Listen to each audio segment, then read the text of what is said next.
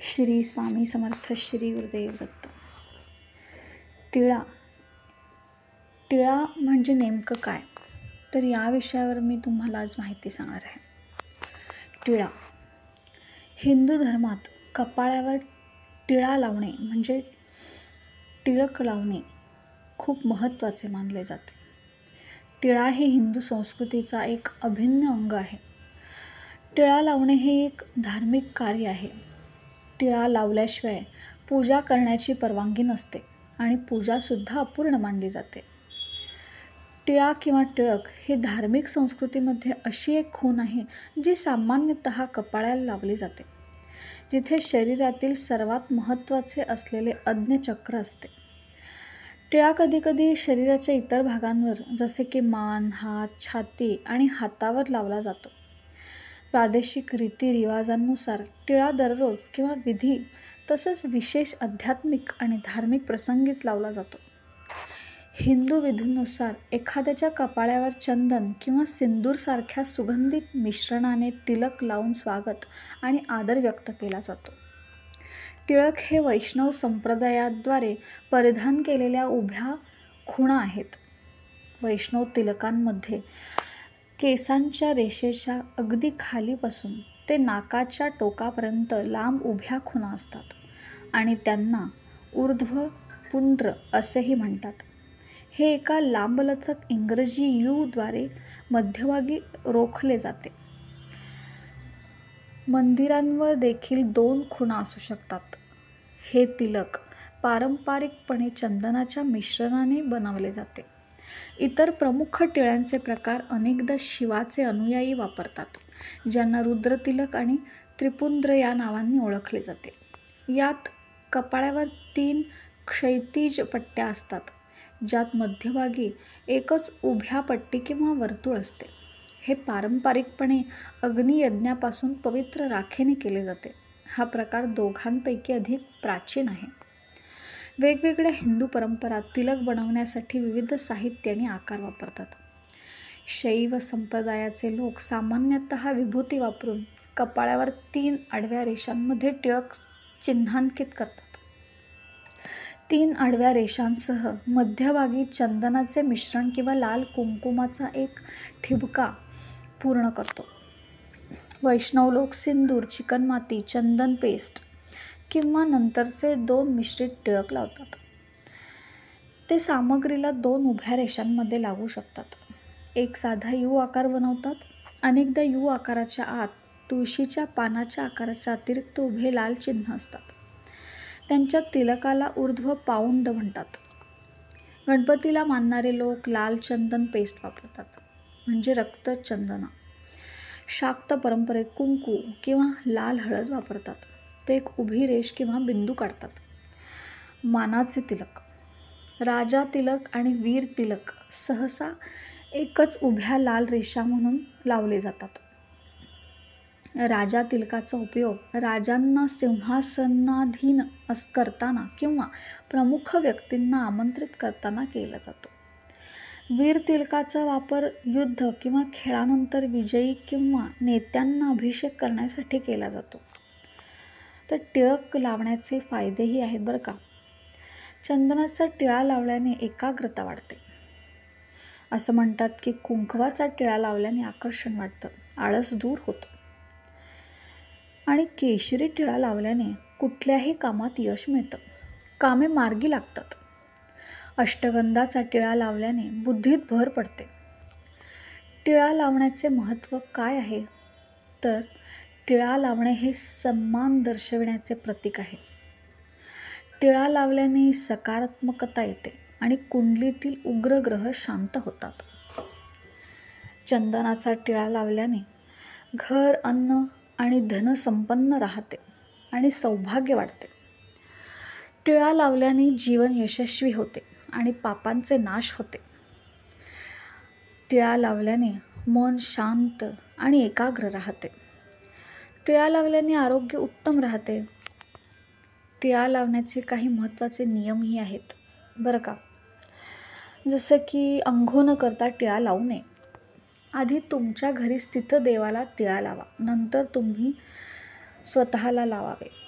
तेही अनामिकेने अर्थात ring finger, आणि दुसऱ्यांना अंगठ्यानेच टिळा लावावा. टिळा नेहमी दोन्ही बाहूंच्या मध्ये आज्ञाचक्र या ठिकाणी लावले जाते. प्रादेशिक रीतिरिवाजानुसार टिळा दररोज किंवा विधी तसेच विशेष आध्यात्मिक आणि धार्मिक प्रसंगीच लावला जातो.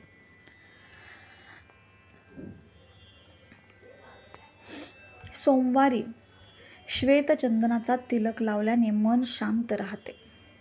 दुसरीकडे मंगळवारी चमेलीच्या तेलात सिंदूर मिसळणे शुभ मानले जाते. कपाळावर टिळा किंवा टिळक लावण्याचे सनातन धर्मात विशेष महत्त्व मानले जाते. असे मानले जाते की कपाळावर टिळक लावल्याने सकारात्मकता येते आणि कुंडलीत उपस्थित अग्निमय ग्रह शांत होतात. सामान्य दिवशी किंवा कोणत्याही विशेष सणावर वेगवेगळ्या प्रकारचे टिळक लावले जातात. यापैकी चंदनाचा टिळक सर्वात फायदेशीर मानला जातो. चंदनाचा तिलक लावणे देखील आरोग्यासाठी फायदेशीर असते. चला जाणून घेऊया, कपाळावर टिळक का लावतात आणि त्यांचे फायदे काय आहेत. कपाळावर टिळक लावण्याचे धार्मिक महत्त्व.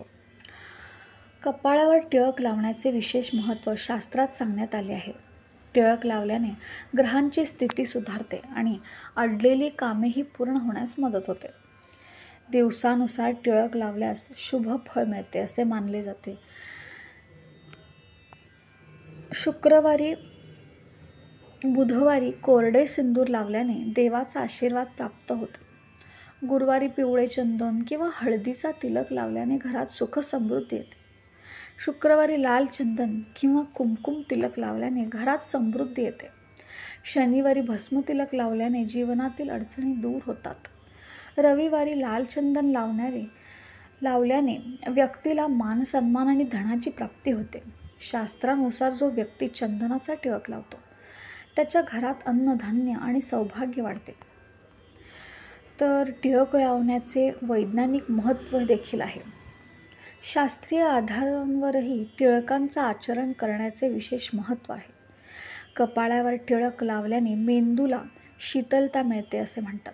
त्यामुळे माणसाला एकाग्रता साधणे सोपे जाते. असे म्हणतात की कपाळावर टिळक लावल्याने व्यक्तीचा आत्मविश्वास वाढतो आणि तो आपले निर्णय अगदी ठामपणे घेतो. चंदनाचे टिळक लावल्याने मेंदूला थंडावा मिळतो. खालील ग्रहांना मजबूत करण्यासाठी कोणता टिळक लावावा तर सूर्य लाल चंदनाचा टिळा अनामिका बोटाने लावा म्हणजे रिंग फिंगर. चंद्र पांढरे चंदन करंगळीने लावा म्हणजे बेबी फिंगरने. मंगळ नारंगी शेंदुराचा टिळा अनामिका बोटाने लावा. बुध अष्टगंधाचा टिळा करंगळीने लावा. बृहस्पती केशरी टिळा तर्जनीने लावा म्हणजे पॉइंट फिंगर. टिळाला बंगालीमध्ये तिलक, टीप किंवा फोटा म्हणतात, तर टिका किंवा तिलकम किंवा तिलक हिंदीमध्ये म्हणतात. संस्कृतमध्ये तिलक म्हणतात. नेपाळ, बिहार, उत्तर प्रदेश आणि इतर प्रदेशांमध्ये तिलकमला टिका म्हणतात. आणि हे सिंदूर, लाल पावडर, दही आणि तांदूळ यांचे मिश्रण आहे. सर्वात सामान्य टिळा म्हणजे लाल पावडर अंगठ्याने किंवा चंदन पेस्टने एकाच ऊर्ध्वगामी रेषेत लावली जाते. टिळक हे आस्तिकतेचेही प्रतीक आहे. भक्त भगवंताच्या नावाने टिळक लावतो. खरा भक्त कधी निराश होत नाही. निराशा ही नास्तिकता आहे, प्रभूवरचा अविश्वास आहे. कपाळावरचा सौभाग्य तिलक पुसला गेल्यानंतर स्त्रीला जसे दुसरे अलंकार शोभा देत नाहीत, तसेच त्याच्या जीवनातून प्रभुप्रेमाचा तिलक पुसला गेला आहे. त्याच्या जीवनात वैभव, सत्ता, कीर्ती वगैरे अलंकार निस्तेज, फिक्के आणि हास्यास्पद वाटतात. माझ्या मराठी मातीचा लावा ललटास टिळा, माझ्या मराठी मातीचा लावा ललटास टिळा, हिच्या संगाने जागल्या दरा खोऱ्या तिरश्या, हिच्या कुशीत जन्मले काळे कणखर हात, ज्यांच्या दुर्दम धीराने केली मृत्यूवर मात. हिच्या कुशीत जन्मले काळे कणखर हात, ज्यांच्या दुर्दम धीराने केली मृत्यूवर मात.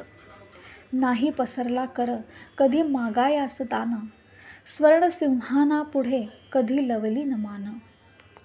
हिच्या गगनात घुमे आद्य स्वातंत्र्याची द्वाही, हिच्या पुत्रांच्या बाहूत आहे समतेची ग्वाही. माझ्या मराठी मातीला नका म्हणू हीन दिन, स्वर्गलोकाहून थोर मला हिचे महिमान. रत्नजडित अभंग ओवी अमृताची सखे, चारी वर्णातून फिरे सरस्वतीची पालखी. रसरंगात भिजला येथे शृंगाराचा स्वर, रसरंगात भिजला येथे शृंगाराचा स्वर. येथे अहंता द्रवली झाले वसुंधरेचे घर, येथे अहंता द्रवली झाले वसुंधरेचे घर. माझ्या मराठी मातीचा नका करू अवमान, हिच्या दारिद्र्यात आहे भविष्याचे वरदान. माझ्या मराठी मातीचा लावा ललटास टिळा, हिच्या संगे जागतील माय देशातील शिळा. माझ्या मराठी मातीचा लावा ललटास टिळा, हिच्या संगे जगतील माय देशातील शिळा. कवी कुसुमाग्रज. श्री स्वामी समर्थ. श्री गुरुदेव दत्त.